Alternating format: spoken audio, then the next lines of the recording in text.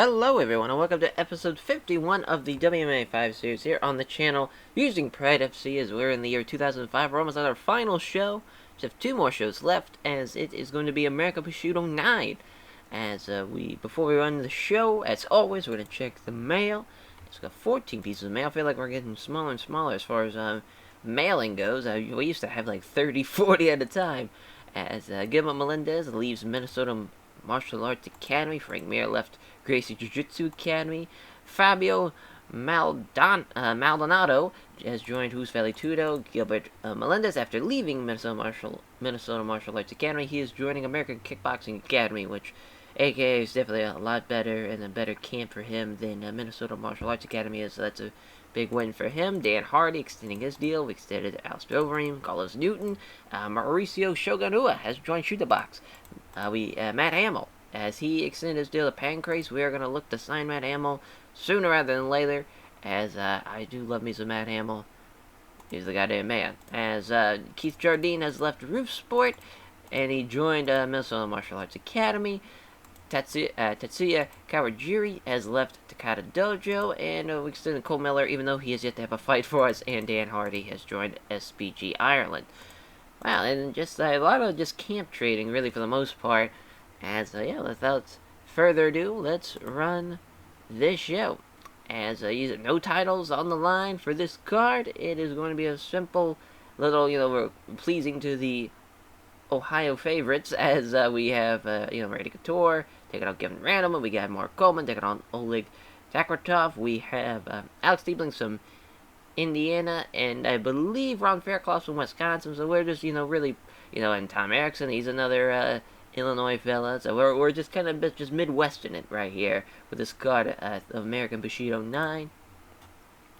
As we have the Brazilian Killer, Alex Stiebling and Ron Fairclough. Ron Fairclough has submitted 4 of his last 5 opponents. Stiebling is main eventing a Pride event for the 3rd time now.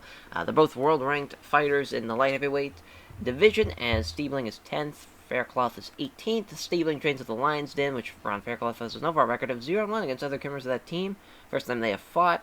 He's going to enjoy a significant weight advantage as Ron Fairclough, and Stiebling's going to have the 6-inch reach advantage. 5-2 for Ron Fairclough. As, Alex Stiebling has had quite the run as far as Pride FC goes. He debuted taking on Vanderlei Silva, final conflict, lost to Frank Shamrock. He beat Jeremy Horn, though, by unanimous decision. Then he lost to Merlio by unanimous decision. He has yet to have a fight finish. We shall see if Ron Fairclough can break that streak tonight, as he is 16-3-1, 1-3 in Pride. Ron Fairclough is 2-1 in Pride. He is 15-4. His debut fight was a loss to Quentin Rampage Jackson. He got knocked out in 12 seconds. Beat Scott Smith by rear naked choke. He tapped out Rich Franco with a leg lock at American Bushido 8. So, he's had 3 good fights back to back. It's his 3rd fight in 2005. I think he's going to have a hell of a fight. This will be... it's going to be interesting to see if Fairclough can submit Alex Stiebling. That seems to be what he goes for, submissions. It should be a hell of a main event, though, as Mark the Hammer Coleman taking on the Russian Bear, Oleg Takratov, as this is really going to be a big fight for not only Mark Coleman, but for Oleg Takratov, because he has not won since January of 2002. He is 0-2 in Pride. He'll be 0-3 after this one if he loses, obviously. He made his Pride debut at American Bushido 1. He got knocked out by Don Fry in 25 seconds. And now he's here at American Bushido 9. It's been a long-ass time since he had a fight, but they are both world-ranked super heavyweights, as Coleman's 15th, Takratov is 23rd. As Coleman trains at Hammer House, Takratov has an overall record of 0-1 against other members of that team. Coleman's won 3 of his last 5 fights by decision. As, the first time they have fought, Coleman's going to have a significant weight advantage, and the betting lines have him as a big favorite. He is 7-4 in Pride, 13-7 as a whole. He just beat Alexei Olenek by unanimous decision in February, which is rated poor, but it was just shocking that he won that, to be honest. He had a split decision win over Heath Herring at American Bushido 1. If he wins and it's somewhat, decisive and he's able to bounce back, he could very well be in the heavyweight Grand Prix. So that's going to be all up to his recovery on this. As Randy the Natural Couture taking on the monster Kevin Randleman, 2 men again. If they can bounce back in time, if they win, whichever one wins, will probably be in the heavyweight Grand Prix, as both world ranked super heavyweights. Randleman is 11th, Couture's 17th. Randy Couture hasn't won since October 2003, which is wild. He's 0-3 in Pride. He probably should have beat Rafael Carino.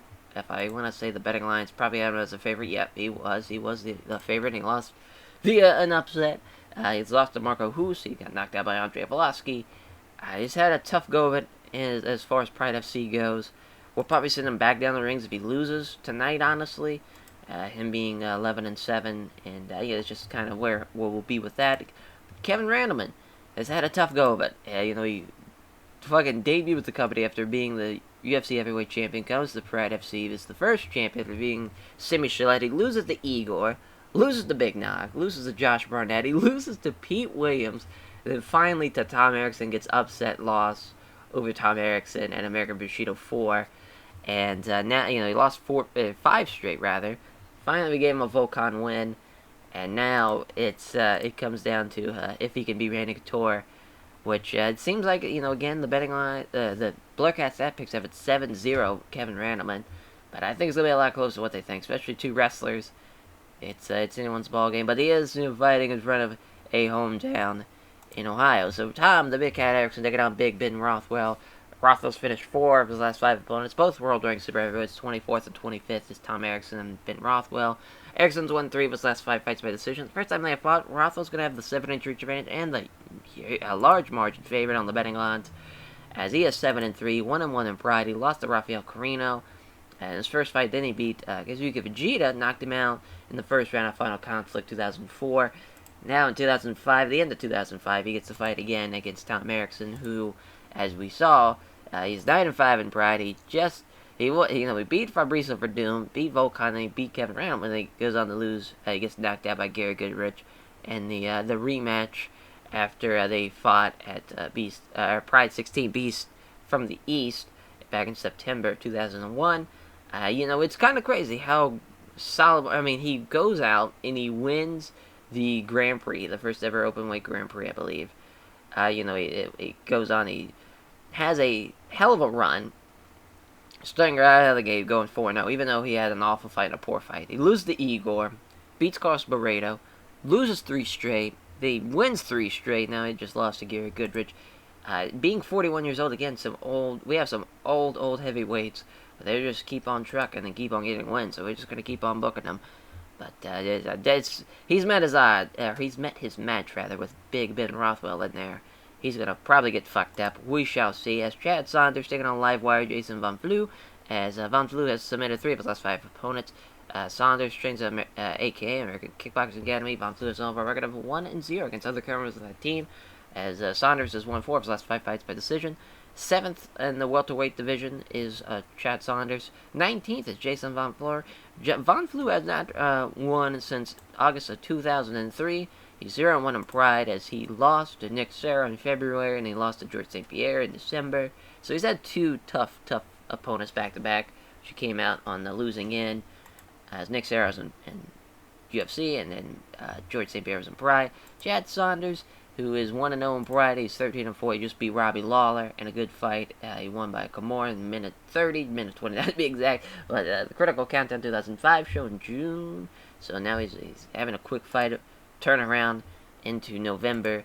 This should be it's interesting because Von Flue has the Blurcast staff pick 7-0. He's got the 5-inch reach advantage. First time they fought. I think he's finally going to get his Pride FC win. We'll see. As Scott Hines taking on the Muscle Shark, Sean Shirk. Scott Hines is 6th ranked lightweight in Pride. Sean Shirk 17th. First time they have fought, and Scott Hines with the 7-0 record for Sean Shirk. He's 1-3 in Pride. He bounced around from the welterweight division down to the lightweight division. He just got a win against Ryan Healy. He lost against Gleison Tebow at Critical Countdown 2005, which was an awful fight. It was a split decision. He's lost to George St. Pierre in welterweight, and then it's just I think he'll be all right though. In the lightweight division now, he's kind of on his own path. He's just gonna get someone that's kind of more on his level. I thought Scott Hines would be someone like that. I mean, he's 12-5. He's 0-1 in Pride, but he just lost to Katsuya Inoue at Total Elimination 2005. But he's lost 3 straight. See if he gets his first win in a hot minute. As Mark Hughes taking on Ryan Jensen. As Mark Hughes is, I believe he lost. Oh no, he did win. He won in his debut against Chris Lieben. That's right. He won split decision. As we'll see how he does here against Ryan Jensen. Ryan Jensen's won 3 of his last 5 fights by decision. First time they fought. This is Ryan Jensen's debut in Pride, and betting odds have him as a large margin favorite, as he's 7-0 on the Blur Cat staff picks. He is 11-3. He ran through a lot of people in the UFC. His last loss was March of 2002 against Dennis Kang of UFC 44. He's beaten Travis Lutter. He's beaten Jason Miller. He's beaten some names, so we'll see how he does in Pride FC in the middleweight division, as it is a stacked division that has Sam Hands of Stone Stout taking on Clay the Carpenter Guida. Clay Guida would have been in the lightweight Grand Prix, but he got hurt. He got injured, I think, during training or something happened where he tore an ACL. Let's see if we can look that up. Oh no, he shattered his knee. That's right, he shattered his knee in July, but now he's back and he's ready to fight. And he's taking on Sam Hands of Stone Stout. Both fighters are making their Pride debuts. It's close, 4-3. Obviously, it's tough to really gauge on who's going to win. They both kind of have the same records, 3-0, 4-0. Both against, all of them against local fighters. So we're just going to see how they do here tonight in the prelim. As they're minus 150, minus 200. So Clay Guida has the slight advantage because he has a one more fight on his record than Sam Stout does in Ontario, Canada. Jonesburg, Illinois, 5'7", 5'9", 161, 155. So Sam is going to be bigger, he's going to be heavier. We'll see if that plays a factor. Kickboxing, wrestling, so if Clay Guida can dig it down to the mat, he looks to be in his land of expertise there. As both obviously new teams. Mario Starkey's our referee, our judges. Fight begins. Punch from Stout fails to land. A clear opportunity. Guida is able to move in fast and clinch with him. Looking for the takedown. He doesn't get it though. Sam Stout defends it, looking for the leg sweep. And again, Sam Stout blocks it. Great job there by Sam Stout already. Minute in, he's stopped 2 takedowns. Looks like he was step in and grapple, but Stout simply took the initiative first. There's a 1-2, but Guida avoids both of them. Moving in, he's willing to risk getting hit if that means getting close enough to grapple. As Clay Guida. Stout hits a jab and then hits a Guida with a straight right. As Clay Guida aggressively comes in, willing to risk getting hit so they can grapple. Can't hit the subleft jab, but there's scores with the right cross. He's able to grab him, looking for the takedown. Again, he can't get him down. He's got complete control. He just cannot do it. He's 0 for 4 on takedowns already. As Stout tries to lock his legs around the waist of Guida, trying to put him down on the ground, but he just counters by brutally slamming down the mat. I don't know what Sam Stout was thinking. That was a terrible idea, as he's trying to secure ground. He's got side control. There's a few right hands to the body. Blocks Stout. He tries to transition the guard. He keeps him guessing with a few quick strikes. These blocks the attempt to pull guard rather. There's a few strikes, but it's clear starting things out and catch his breath. Halfway point now. Unloading with some right hands. Able to deal with most of them. Trying to transition the guard. Can't manage it. There's a few weak-looking punches. Decides his next move. Pounds away with punches. Can't quite land anything with power, though. Tries to move the guard, but again, Guida does not allow it. This is just... We're going to have to wait for Mario Yamasaki to stand these boys back up if they're going to do anything going on. Again, more strikes. As he's trying to pull guard, it's not happening. And finally, Mario Yamasaki stands back up. A jab hits him from Stout, and then he catches Guida with a right hook. 1-2 from Stout, fails to land. Jab is wide. He catches Guida with the right hook. He's able to grab him, is Clay Guida. Now he's looking he can't get him down as Stout wrestles away in the dominant position, trying to take the fight to the ground, but again, Stout tries to pull him down the ground, and again, it's just another violent slam. Minute left of the first round. Looking to get some type of ground control. It comes around the raised legs, gets side control, looking to get mount. He's got mount. And that is the end of the first round now. It's tough because Clay Guida, he can't get the takedowns, but Sam Stout, for some reason, tries to wrap his legs around him, and that just ends up being a slam. And then now Clay Guida gets control, and he starts landing a lot of shots. But Sam Stout, I think if he has a dominant second round, he can sway this one and have a split decision win. It's not over yet. If he has a dominant stand-up, 5 minutes of him just beating the fuck out of him, it's definitely, it could sway his way. Coming forward, Guida's willing to take some shots. Throws a quick punch, doesn't hit though. There, so he grabs him, looking for the takedown. Again, it's unsuccessful. 0 for 6 on takedown. Sam Stout doing a great job. So he finally gets it. There's a takedown. 1 for fucking 7 is Clay Guida as he takes the back. Got both hooks in. Looking for the rear naked choke. Doesn't allow it. Maintains the hooks. Pounds away. Got both hooks in again. Looking for that rear naked choke. He finally gets the tap out. Sam Stout He tried his damnedest. He stopped all those takedowns. Finally, in the second round, Clay Guida got this takedown. He got his back. It was over from there. 5-0 was Clay Guida. 3-1 is Sam Stout. Definitely nice to see Clay Guida doing well in his Pride debut, as he thanks all of his sponsors for backing him, also thanks his family, friends, and supporters. Clay Guida celebrates winning his debut fight for Pride. There's no doubt that Clay Guida benefits of being interviewed. He knows the value of building a name. As our last prelim fight, it is Mark Hughes and Ryan Jensen. 12-5, 11-3. Minus 700 for Ryan Jensen. That's wild. Plus 150 for Mark Hughes. Military Fighting Systems, Henzo Gracie Jiu-Jitsu, Wrestling, Brazilian Jiu-Jitsu. So obviously this is probably going to go to the ground. Hillsboro, Illinois, Omaha, Nebraska, 32 years old, 28 years old, 5'8", 200, 5'10", 205. This should be a hell of a middleweight fight. Big John McCarthy's our referee. Judges, opening belt. There's a takedown right out of the gate, but it's a great sprawl, pushing down on his hands and knees, looking for the soccer kick, but he springs back up as Ryan Jensen getting close. Jensen seems to have the advantage, trying to wrestle him up against the ropes. He does so. Now he's got him pinned. There's a stomp of the foot. Unable to get free. Hughes is just being smothered now. Standing there for at least a minute, hitting each other short punches to the body and the side of the head. Just keeps grinding him down on the ropes. Just again, more, and then Mario Sagi. John McCarthy breaks it up with 6 minutes still left in the first round. Comes in, look for that takedown again, another sprawl. There's a fucking crunching knee strike to the head from Mark Hughes. Pounds with rights with fans like anything significant. Takes advantage of a pause as Jensen stands back up, looking for that takedown again. Another sprawl, 3 for 3 on sprawls. Look at the kick to the body, but Jensen is back up out of range as he's too quick for that as the fighters come together and clinch. Jensen works his way into opposition, looking for the trip takedown again. Mark Hughes doing a great job keeping that salad base and stopping the takedown. As again, Ryan Jensen just got him stuck against the ropes. Drops down low, wraps his arms around his opponent's legs, so try to take down. Again, it does not work, and Mark Hughes again wrestling his way into controlling the grapple, as it's an ugly but effective tactic as Mark Hughes pressing up against the ropes, slowly wearing him down. They stand there, and then stalemate for the next 60 seconds. And looks to get an underhook now. Again, they stay there. Keeps good control. More 60 seconds goes by. Another fucking breakup. Another shot in for the takedown and a sprawl. One more fucking time. There's some right hands, but Jensen comfortably deals with it and gets quickly back to his feet, and that's the end of the first round.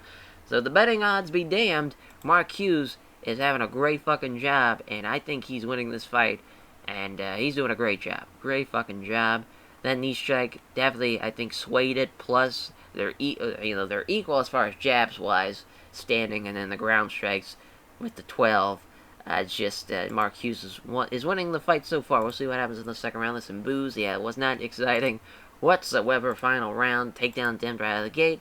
Almost gets it though. He's left hopping on one leg as Mark Hughes drives him up against the ropes. Looking to go down low, grab both legs. He finally gets his takedown. He gets side control. Keeps him guessing a few strikes. Tries to move him. Looking for an arm triangle. Hughes stops it as Mark Hughes is trying to move to guard, but doesn't allow it as Jensen fires the punches. Trying to get as Jensen blocks Hughes and tries to transition, trying to get himself in the mount now. Almost gets it, but Hughes starts to scramble. As now he's left hard up facing Jensen. Prepares to throw a soccer kick to the head, but Hughes wisely springs back up as fast as he can, backs off. Stepping in, Hughes aggressively gets a dominant position in the clinch. Looking to muscle him against the ropes. He can't do it though, as Jensen gets a more dominant position, trying to wrestle him to the mat. Again, he stops it, looking for the trip takedown. He gets it, sending Hughes to the mat. Beautiful move. He gets side control. That might have won the fight right there. Is it going to be enough? As you see there, it was 0. Mark Hughes did nothing on that round. It's a damn shame because he could have won that fight, but he just couldn't get anything going. Ryan Jensen had the 2 takedowns. I think even though it was a pretty dominant second round for Ryan Jensen, I'm still going to say Mark Hughes split decision. We'll see. We got one for Hughes, one for Jensen, and one for Hughes. All right, yeah, so yeah, I think that's the right decision. Just because as a whole, yeah, he still got outstruck the whole fight. 2 for 10 on takedowns. Granted, it was a dominant second round, but you gotta think Mark Hughes was really dominant and won the entire first round, which is 10 minutes. So he's still, it's just dominating the longer round. Won him in that one, but Mark Hughes with the upset win over Ryan Jensen, 13-5. He's 2-0 in Pride. Ryan Jensen's gonna be 11-4, 0-1 in Pride.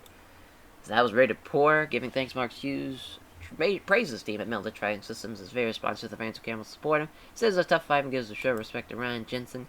It's down on the main card. It's Scott Hines taking on the Muscle Shark, Sean Shirk. 12-5, 13-6-1, no contest, 5-6, 161, 5-9, 161. Indianapolis, Indiana, Anoka, Minnesota, submission fighting, wrestling, AMC Penguin, Minnesota Martial Arts Academy, minus 360, plus 280, which, I mean, if we just saw those betting odds from the last fight, it does not matter at the end of the day. It just comes down to who can, especially when it's a submission fighting and wrestling style, it comes down to who can dominate the ground. Herb Dean is our referee, our judges. Fight begins to clinch. Seems to get the advantage. Scott does as he's trying to push Shirk up against the ropes. As he can't move him though, as Sean Shirk out wrestles him. Trying to muscle up against the ropes this time, as he does so, and he controls it. As he tries to get him up against the ropes, but Scott works enough speed so he can slip out and circle back into the center. Both fighters seem to have the same idea, to come together in a clinch. Scott has the aggressively gets to the dominant position in the clinch, trying to wrestle him against the ropes. He cannot do it though. Sean Shirk is just a muscle. He's the muscle shark for a reason. He is a thick man. He's trying to muscle shark up against the ropes. Doesn't let himself be driven back though, as that is not going to work. You are not going to push that man back. This is just going to keep on trying it. He finally gets it after about a minute or so. Now he's trying to smother him, but Shirk reverses it. Now his wrestling is up against the ropes now, as smothered against the ropes. Scott can't do anything. They remain there for the next minute or so. They engage in close quarter dirty boxing. Shirk tries to smother Scott again, but it's against the ropes. He wrestles free and circles back to the center. They start up close, start wrestling, manages to aggressively get control of the position. He's trying to push Shirk up against the ropes. He does so. As now he's finally starting to get it, without trying to waste all that energy for a minute working and finally gets there. Now he's just kind of doing it pretty easily. Shirk is strapped up against the ropes, unable to get free. Scott and Shirk remain up against the ropes for the next 30 seconds, doing little other than the occasional short punches. Scott tries to maintain control, but Shirk wrestles his way out of trouble and turns it so that Scott ends up with his back up against the ropes. As he just keeps, these two just can't help themselves, pressing him up against the ropes.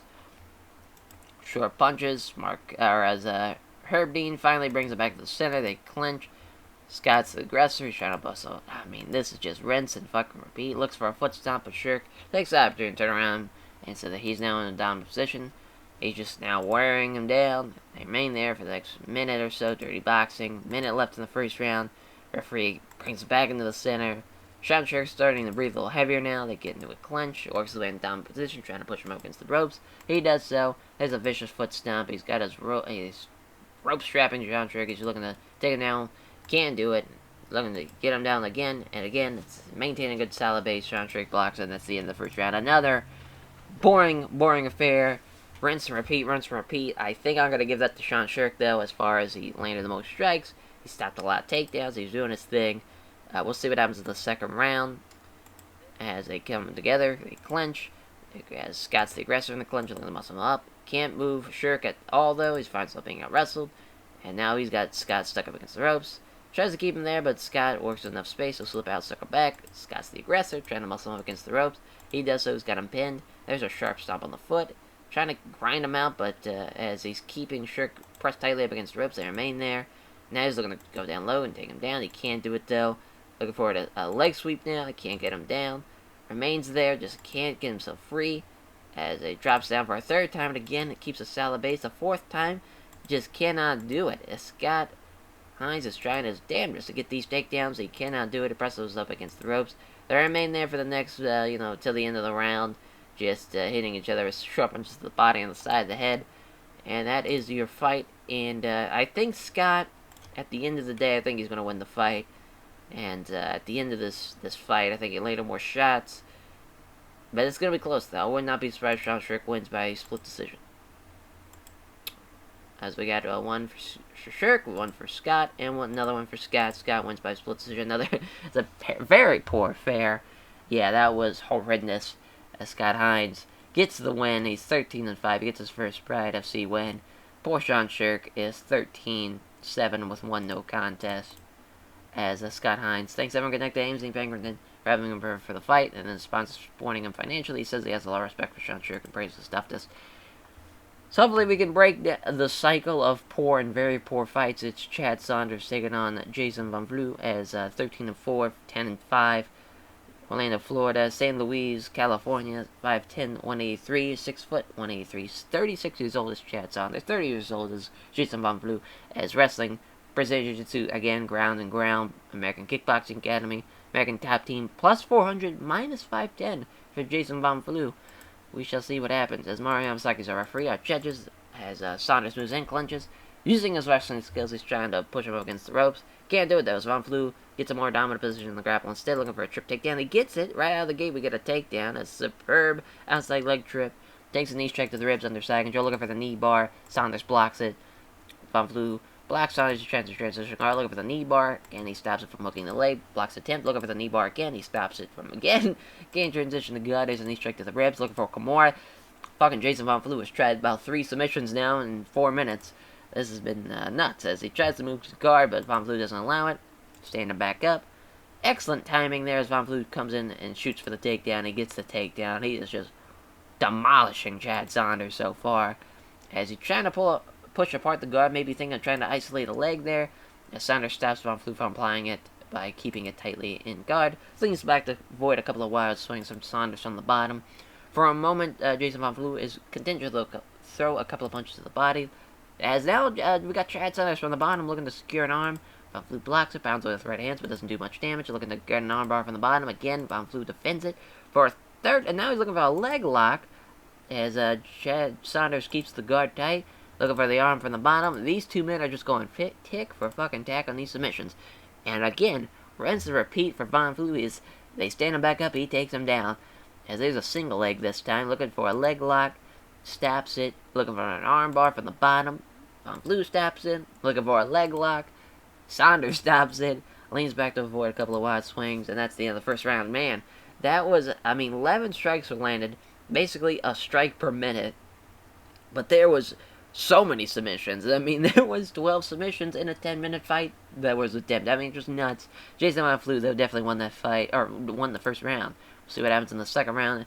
It's another yawner, but that was at least more exciting than the other two, which is not saying much. It's, it's just saying that you're an exciting piece of shit instead of a boring piece of shit. As moving and fast, Saunders wrestles his way into a dominant position in the clinch, trying to move him, muscle him against the ropes. He can't manage those. Von Flue fights it off. 4-4 on takedowns. Jason Von Flue's doing a great job looking for that leg lock, keeps the guard tight, leans back to avoid a couple of wide swings, looking to pass to get side control. He does so, but it's only half guard. Trying to get his leg free, get better position. That sticks to scrambles, though, as halfway point, Von Flue spots an opportunity, moves quickly, and tries to secure one of his opponent's legs. Von Flue's left turtle up, though, after failing to grab a leg, and that was a very tactical mistake, going for that leg. Left him in a bad position. Now there's some right hands from Chad Saunders. He's too slow, though, as Von Flue gets back up, sitting up there, and there's another fucking takedown. Handful of punches, each easily being blocked with gloves. Trying to get the pass, gets it to side control, pounds it with the right, so it fails to land anything significant. And that's the end of the fight, and the end of the second round again. Jason Von Flue, what a performance. He needed that win in more ways than one. Our first unanimous decision win, too, in a in a hot minute, as it's 11-5 for him, 13-5 for Chad Saunders. And it's rated decent, too, so at least we have that as giving thanks to Jason Von Flue. Praises Team, American Top Team, praises sponsors, and as fans who came with support of his showing respect. Jason Von Flue praises Chad Saunders for his skill and toughness. So now on to the heavyweights. It's Tom the Big Cat Erickson taking on Big Ben Rothwell. Milwaukee, Wisconsin, Chicago, Illinois, 15-5-1, 7-3, 25 years old, 41 years old. He's almost got 20 years on him. 6'5", 260, 6'3", 265. These are two big motherfuckers. It's the Pit, Roof Sport, Wrestling, Kickboxing, Jiu-Jitsu for Ben Rothwell, minus 700, plus 550. Mario Yamasaki's our referee, our judges. We are underway. Rothwell can't connect with the setup strikes, catches Erickson with a crunching right hook. There's a jab that's wide, but Rothwell scores the right cross the lanes hard, and he is in big trouble. Erickson looks drunk, maybe in big trouble there, and there's a big right hook that drops him. Knows that's a golden opportunity, quickly pounces on Erickson, looking to get there, some just right hands after right hands. Mario Yamasaki has to leap in and just save Erickson from taking any more shots. You're winning by TKO. It's Big Ben Rothwell who just fucked up Tom Erickson in a minute and 8 seconds. Definitely going to be in the Heavyweight Grand Prix. He's going to be a problem. Ben Rothwell will be. That's going to be a big, big man to take out. As Ben Rothwell thanks everyone connected to Roof Sport for having him for the fight, and then the sponsors for supporting him financially. As our next fight, it is Randy the Natural Couture taking on the monster Kevin Randleman, 11-6, 12-8, Columbus, Ohio, Las Vegas, Nevada, 42 years old, 34 years old, 6'2", 225, 5'10", 235, Greco-Roman wrestling, No team for Randy Couture. Hammer House, of course, for Kevin Randleman. Minus 390, plus 310 for Randy Couture. Let's see if the hometown kid can win it here, as Mario Yamasaki's our referee. Our judges, obviously he's fighting from a crowd tonight. Gets a big cheers, he makes his entrance. Here we go. Comes forward with the attack. There's a 2 left hands exchange. Those are 2 quick punches, but doesn't hit either of them. Moves in, and they engage. Slips past the right hook, attempt, and attacks the left jab and a right cross. They engage. There's a nice right hook. Couture scores with the jab and also hits a good right hand of his own. They stand and trade, but neither can land a significant blow. There's a nice jab and a big right hand from Couture. As they stand and trade blows, neither can land anything damaging. As Randleman shoots in, cannot stop the takedown, as they has to pull guard. Throws several small strikes, as Couture always keeps close behind the body contact, so he has no space to work with. Deflects a couple of punches thrown from Couture from the bottom. Randy is controlled against the ground, but unable to shift Randleman off him. Randleman throws a few strikes, clearly slowing things down so he can catch his breath. Tries to catch Randleman with a punch that is not on target, though. Perhaps wary of submissions, Randleman keeps extremely tight to Couture and peppering him with short punches. Couture pulls Randleman close and scores a couple of short punches to the side of the head. As again, keeping close body-to-body contact, throwing short strikes to the body and head. Deflects a couple of punches that are thrown from the bottom. Randleman peppering Couture with short, small strikes, making sure to keep very close, tight contact with him, making no room that Couture can work with. Tries to sweep him from the guard. Mario Yamasaki breaks it up, stands it back up, and they meet in the center. There's a left hook from Randleman. Couture uses the left jab and also scores a massive right hook to the jaw, and he knocks him down with that one. As he senses victory, he starts unloading punches. There's some powerful shots after powerful shots, and Randleman is out. The hometown kid gets knocked out, as he's 12-9 now. Randy Couture finally gets his first win in Pride FC, as he is 12-6. Yeah, that was a hell of a fight, though. I was not ready for that one. That was a great fight by both men. As Randy Couture name checks all of his sponsors, then he thanks all of his fans and turning out support him. He says he has a lot of respect for Kevin Randleman, praise his toughness. There's no doubt that Randy Couture benefits from being interviewed. He knows the value of building a name. As 13-7 is Mark the Hammer Coleman. 17-10-2 is Oleg Takratov as the Russian Bear taking on the Hammer. 6'1", 245, 6'2", 220. He's got around at least 25 pounds on this Mark Coleman. As wrestling, Sambo Judo, Hammer House, no team. As Columbus, Ohio, let's see if he does a little bit better than what poor Kevin Randleman did. As minus 460, plus 360. We'll see what happens, as Mario Yamasaki will be the referee. Our judges, there's a difference here, as they're at least 25 pounds giving up, as Oleg Takratov. As Coleman gets a good reaction with the fans, he enters the arena. He's fighting in front of a home crowd tonight.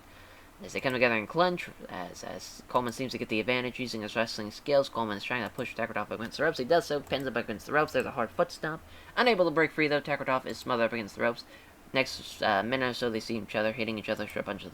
As Coleman leans all of his weight up against Takratov, pressing up against him. As the 30 seconds pass, with 2 opponents press up against the close and exchanging short punches to the body and the side of the head.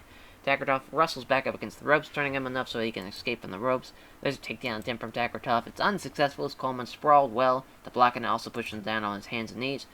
As Takratov gets up sharply, sensing that Coleman is prepared to throw a vicious knee strike to the head. They start wrestling again. Coleman gets good position, gains solid control, looking for that takedown. And what a fucking slam, a Greco-Roman slam. Now he's in side control. And there's a couple of weak-looking punches to size his next move. He's trying to pull guard. It's not happening. Small strikes, but it's clear just trying to take a moment to catch his breath. Again, keeps him guessing with a few quick strikes. Pulls guard, or he's trying to pull guard, but he can't get it. And now there's a knee strike just above the hip. There's a few right hands trying to catch his breath. He can't do anything about it. They stand him back up. There's another takedown. Rinse and repeat from Mark Coleman. He's doing a great job. There's a few right hands. Takes a moment to plan ahead. Tries to move from half guard to full guard, but Coleman doesn't allow it. There's a few right hands to the body. Tries to move from half guard to full guard, but Coleman doesn't allow it again. Just keeps pounding away as Mark Coleman. They stand him back up for one more time in the first round. Works his way into the dominant position to clinch. Just trying to wrestle him against the ropes. He does so. And now he's just forcing him to carry all of his weight. And there's just a stalemate there. Until the end of the first round, which is all Mark Coleman. He's doing a great job. At 40 years old, he's still a fucking machine. As our second round, they start up close with wrestling. He's the aggressor, Mark Coleman, trying to push him up against the ropes. He does so. Now he's got him stuck there. He's got double underhooks in. They remain there for the next minute or so. Just close grapple exchange, occasional short punches. Shows great control, keeping them pressed up against the ropes. They remain there. They exchange short punches to the body for about a minute or so. They break him back up. Still moving well, but he's definitely breathing a little deeper now. Shoots in on Coleman. The Sakratoff is unsuccessful. Push him down on his hands and knees. As there's some big right hands and lands a few powerful shots. Does Mark Coleman. There's some right hands, but fails to land anything significant as he gets quickly back to his feet, looking for the takedown. He gets it again. As that is a great takedown for Sakratoff, as he gets his first takedown of the fight. And now he's looking to get a leg lock. Can he steal this one here in the second round? As he's trying to sweep him, but he doesn't get anywhere with it. Again, look at that leg lock, and again, he keeps it secured tightly as he blocks Coleman as he tries to sweep from the bottom. That's the end of the round.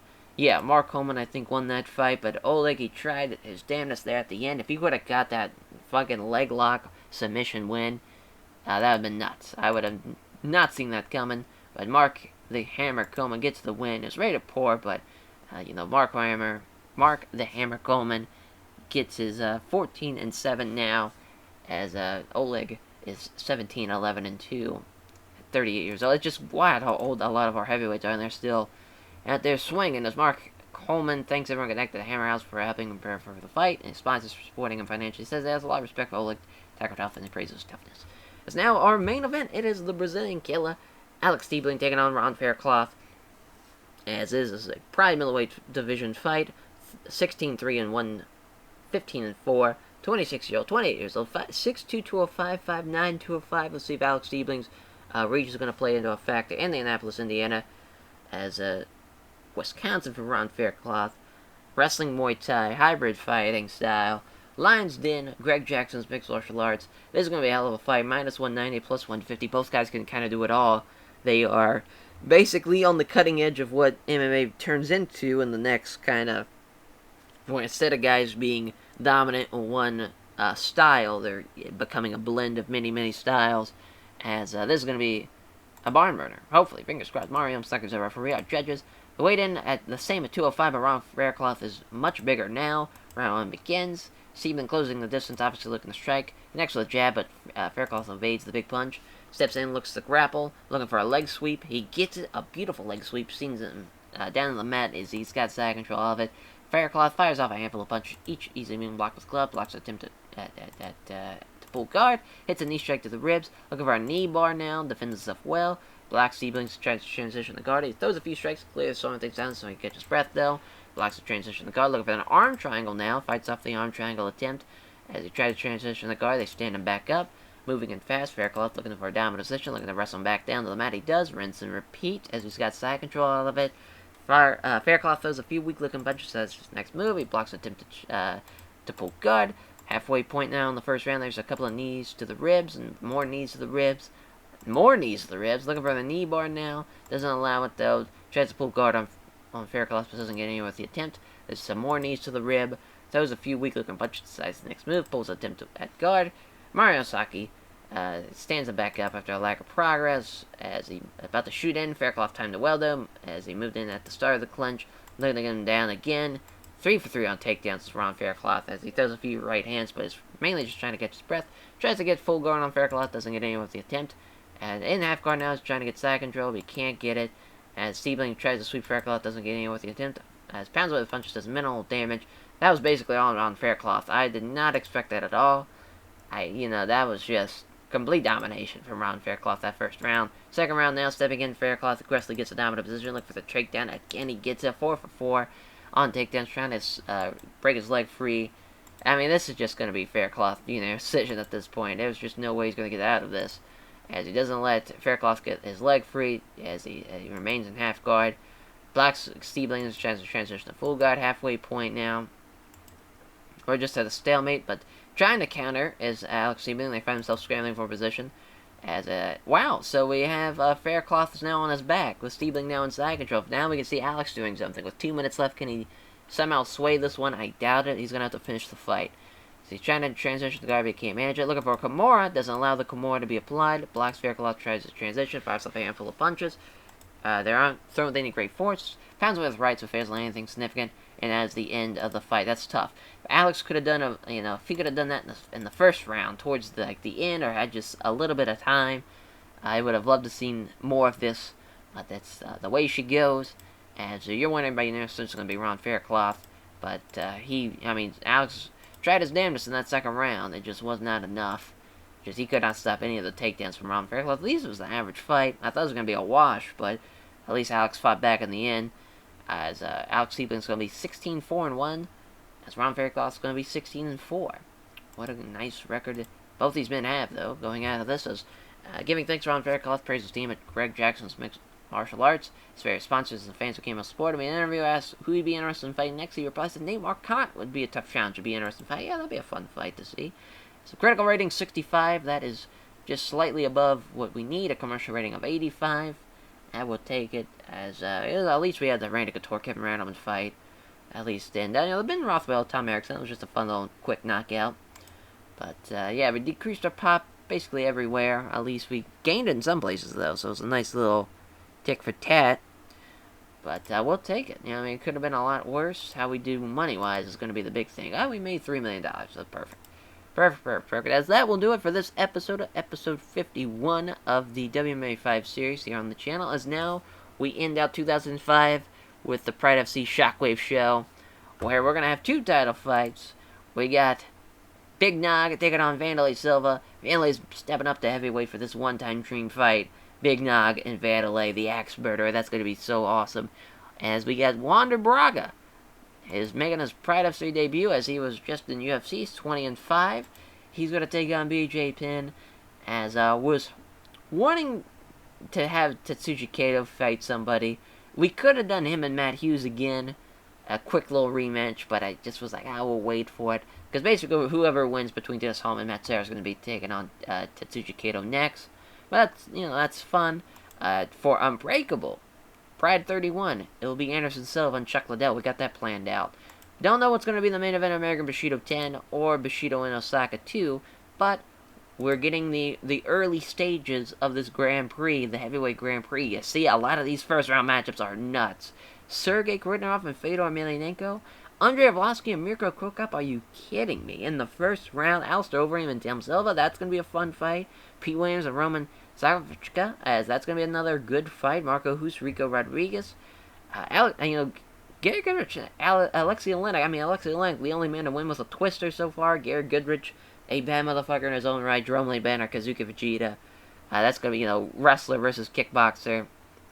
And we got, Roy Nelson and Valentino Overeem so far. But we're still piecing out what's going to be left. I think we're going to have about, so far, the plan is to have a tournament that's going to have 32 guys in it. So it's going to be the biggest tournament we've done so far. And I think it serves it right, though, to have the heavyweights having the biggest one. But I think it's going to be a lot of fun. We got Mark Hunt working for M1-2, just to kind of give him some more fights under his belt, because he's 1-3. We just need to give him some more wins for him and more fights. That's kind of the idea there. But thank you all for watching, as we will catch you guys next time for Pride FC Shockwave 2005. Take care, everyone.